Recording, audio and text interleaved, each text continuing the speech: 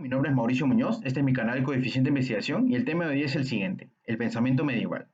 Voy a basar mi comentario de hoy en lo que fue una obra llamada El Cantar de Roldán, que es una obra atribuida a Turoldus, un poeta y clérigo del siglo XI. La obra es básicamente del género épico, de especie de cantar de gesta, es de corriente literaria de literatura medieval francesa. Es una obra que es un cantar de gesta, lo que significa que es una composición poética escrita en narrativa, que lo que hace es relata las hazañas de personajes históricos.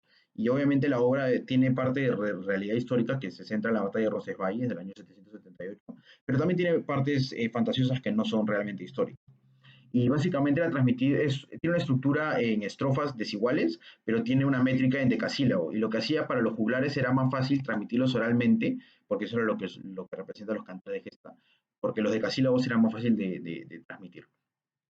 Entonces, esta obra lo que hace es básicamente comienza, voy a hacer un pequeño contexto histórico. En el año 711 después de Cristo, los musulmanes que han invadido el norte de África comienzan a hacerse por la península ibérica, comienzan a conquistar España, territorios de España, y comienzan a expandirse un poco en torno hacia la Galia. Y cuando se enfrentan a los francos en la batalla de Poitiers en el año 732 después de Cristo, ahí pierden los musulmanes contra los francos y los francos comienzan a de nuevo a ocupar un poco el territorio que habían conquistado los musulmanes.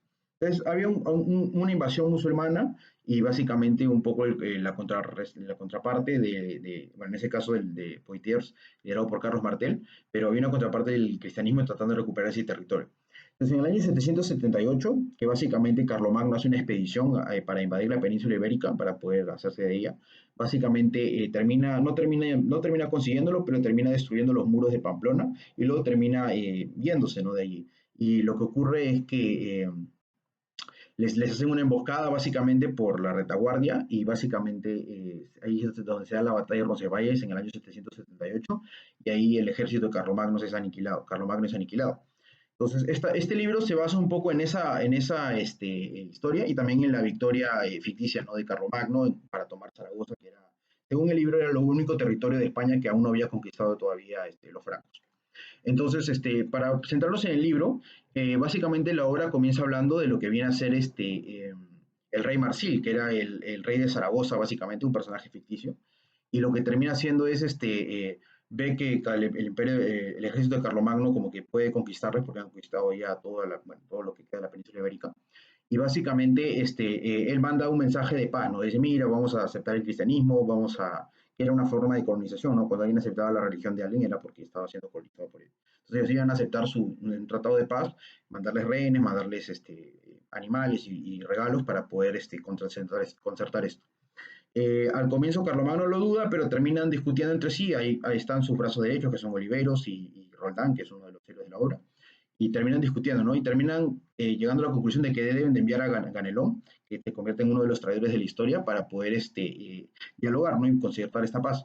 Pero en algún momento de la discusión, Ganelón escucha que Oliveros y Roldán como que no lo toman en serio, no se ríen de él, no lo toman en opinión buena, como él dice, y no le gustó que lo hayan mandado a él, entonces básicamente lo que termina ocurriendo es que Ganelón en su resentimiento quiere traicionarlo, buscar ocasión para poder tenderles una trampa a Oliveros y a Roldán, que básicamente lo habían mandado a ver este tratado. Entonces Ganelón va hacia el rey Marsil y trata de conquistar, y lo que les dice es, mira, acá el ejército de Carlomagno se va a dirigir hacia el norte y lo que tienen que hacer es básicamente atacarlos por retaguardia y va a estar Roldán. Si ustedes matan a Roldán van a quitar un gran parte del liderazgo y van a poder vencerlos en la batalla.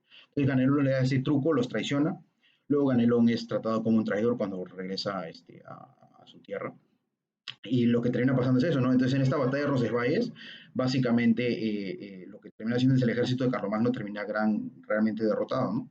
Pero también el ejército de los vascos también termina siendo afectado, ¿no? Básicamente el rey Marsil termina perdiendo un brazo, una mano, perdón, la mano derecha, y su esposa se lamenta mucho, la obra habla un poco del combate, ¿no? Cómo muere Oliveros en combate, termina muriendo Roldán en combate, el arzobispo Turpín, terminan falleciendo algunos en combate, y le da nombre a las armas como Durandarte, le da nombre a los caballos con los que luchan.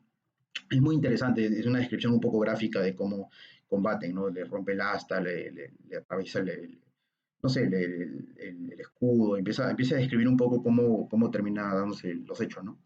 Y básicamente el emir Baligrán, que es de Babilonia, quiere buscar aliado a Marsil porque Marsil había perdido su mano derecha en este combate y quiere vengarse contra Carlomagno, como que no quiere que se siga expandiendo, que tenga este poderío. Entonces sale en ayuda de nuevo a volver a enfrentarlos a los de Carlomagno, ¿no? Y básicamente, bueno, en el hecho del histórico de Roncesvalles, Carlomagno pierde, en esta batalla realmente no termina del todo perdido, pero mucho de su gente muere. Y cuando viene el emir Baligrán, se enfrentan con el ejército de Carlomagno y en una batalla Carlomagno termina matando al emir y de esta manera terminan huyendo los soldados, ¿no? Que están de parte del rey Marsin. Entonces, Carlomagno demuestra su poderío y básicamente la obra es muy interesante, ¿no?